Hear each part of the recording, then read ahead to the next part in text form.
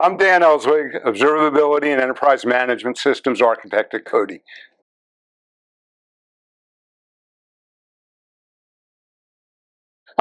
What we're finding is that there are more people interested in the results of our work than we knew about before the traditional NOC arrangement, where we have an alarm come in and we present it to the NOC.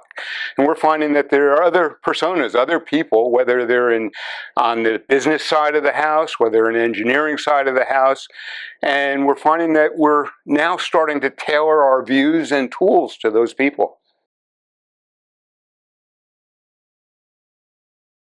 The biggest reason, and we had used a similar tool before that, we were Service Operations Insight, SOI customer.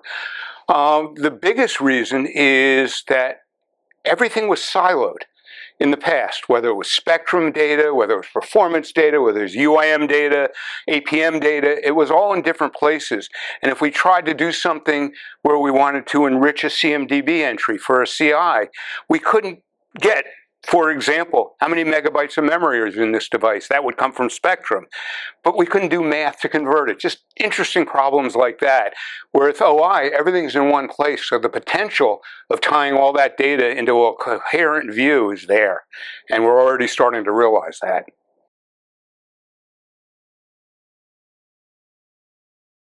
I don't have the exact numbers on it, but I can tell you we generate a lot of alarm traffic. And every one of those alarms has to get serviced, triaged by somebody in operations, ticketed into the ticketing system, acted on by an engineer. OI has allowed us to reduce that workload by about 85%. Using a combination of situations, auto ticketing, just plain patience in dealing with alarms that situations kind of creates for us. We've taken, on average, we've reduced our event load at any point in time about 85% over what it was a year ago. And that gives my operations team more time to do triage, more time to take on different areas. My NOC has now expanded into other areas because they're not chasing silly alarms from me.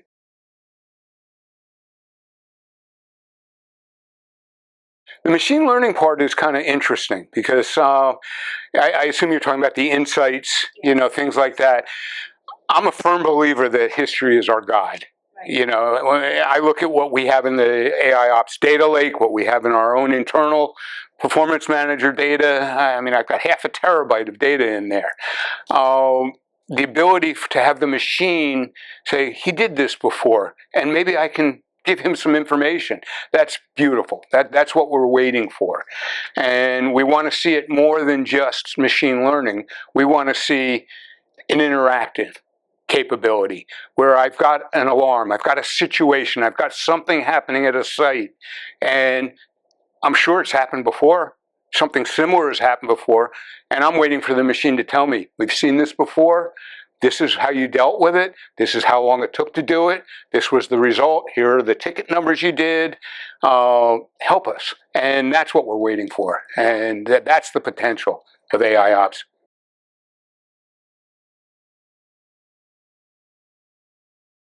Well, if you think about it, you've got equipment all over the globe, whether it's network equipment, servers, stuff everywhere. And it helps operations and it helps client services to know that Paris is impacted by this disk being full, or this network interface having jitter, or whatever the alarm may be. To be able to say this is happening in the Paris metro site right now is huge. And what that lets me do as well is it lets me combine alarms from Paris. And to be able to group them into something called Paris is huge. And we've gone the extra step of saying every entity that comes into this system has to be associated with a site. Maybe it's a database instance, and maybe it's not at a site, but it's MS SQL. If I get an alarm on that, I can correctly assign that alarm or that bunch of alarms to the MS SQL group. Or if I got a bunch of Oracle and MS SQL alarms, I can take that situation and say, okay, because I grouped them as a service called MS SQL or Oracle, I can now assign all the Oracle tickets to the Oracle team, all the MS SQL to the MS SQL team, and I'm done. And I can automate that as well, which we do.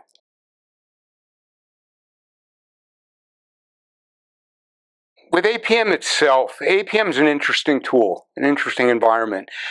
At Coty, my users for APM are using the tool like it was Wiley 10 years ago.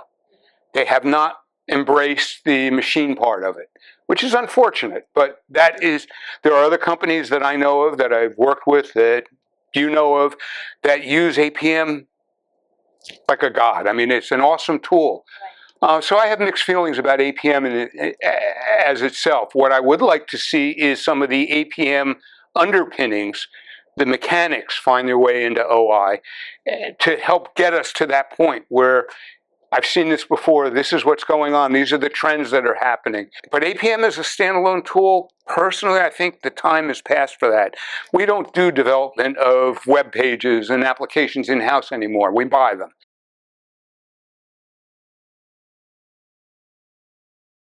The past year, my ask at work was to make sense of alarms and the volume. And we use situations and we use services, and we've done major success in that field.